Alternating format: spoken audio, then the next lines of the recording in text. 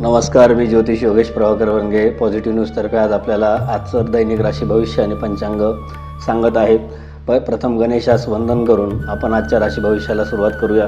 प्रथम बघूया पंचांग. तर पंचांग काय आहे तर श्री शालिवाहन शक चालू आहे 1947, विश्वावसु नाम संवत्सर आणि विक्रम संवत 2081-82.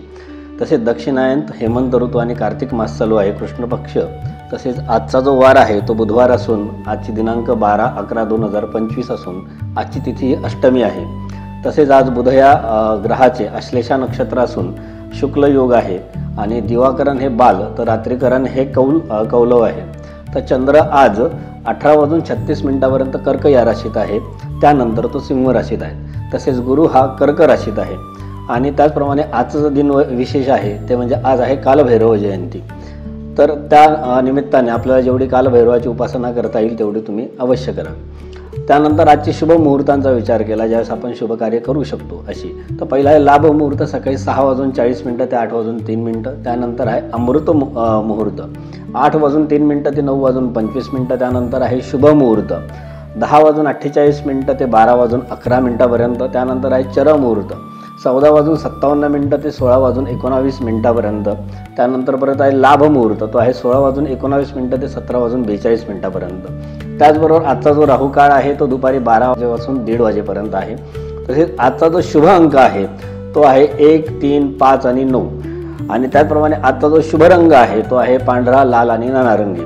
आता शुभरत्न सांगण्याआधी तुम्हाला प्रथम एक सूचना देऊ इच्छितो की कुंडली मार्गदर्शनाशिवाय कुठलाही रत्न वापरू नये.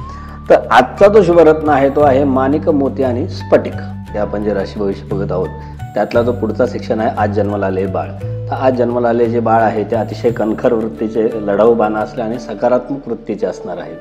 त्याचबरोबर आज आपण 12ही राशींचं भविष्य बघणार आहोत. तर पहिली रास आहे मेष रास. मेष राशीला आजचा दिवस अतिशय उत्तम आहे. तर आजच्या दिवशी फक्त त्यांनी एकच पथ्य पाळायचं ते म्हणजे फटकळपणे बोलणं टाळायचं आहे आणि कुठल्याही महत्त्वाच्या ठिकाणी जाऊन कुठल्याही पद्धतीचं आपलं ठाम मत द्यायचं नाही आहे. शांतता ठेवूनच आजचा दिवस व्यतीत करायचा आहे. त्याचबरोबर आपण पुढची रास बघूया वृषभ रास. वृषभ राशीच्या लोकांना आज अपमान होण्याचे चान्सेस आहेत, त्यामुळे अशा ठिकाणच्या किंवा वादग्रस्त लोकांशी आपण भेटी टाळाव्या.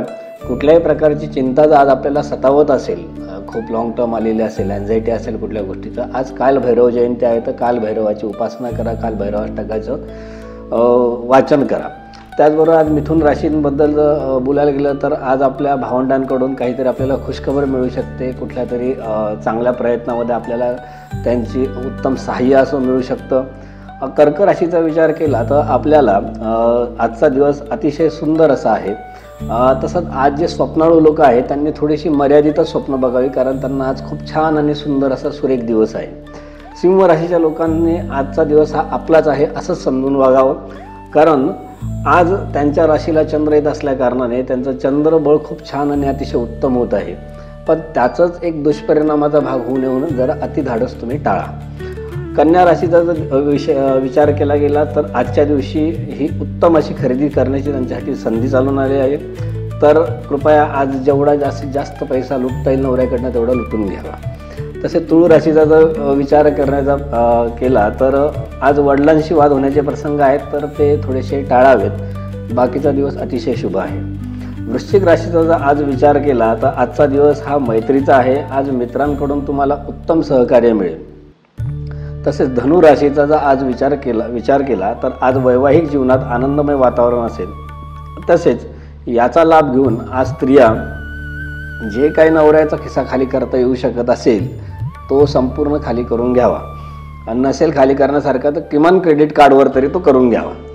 मकर राशीसाठी आजचा दिवस छान असून आपल्याला स्वतःचे मनोबल उत्तम ठेवावे लागणार आहे. त्यांची जी थोडीशी नर्वस राहण्याची जी मनोधारणा आहे ती थोडीशी कमी त्यांनी करावी.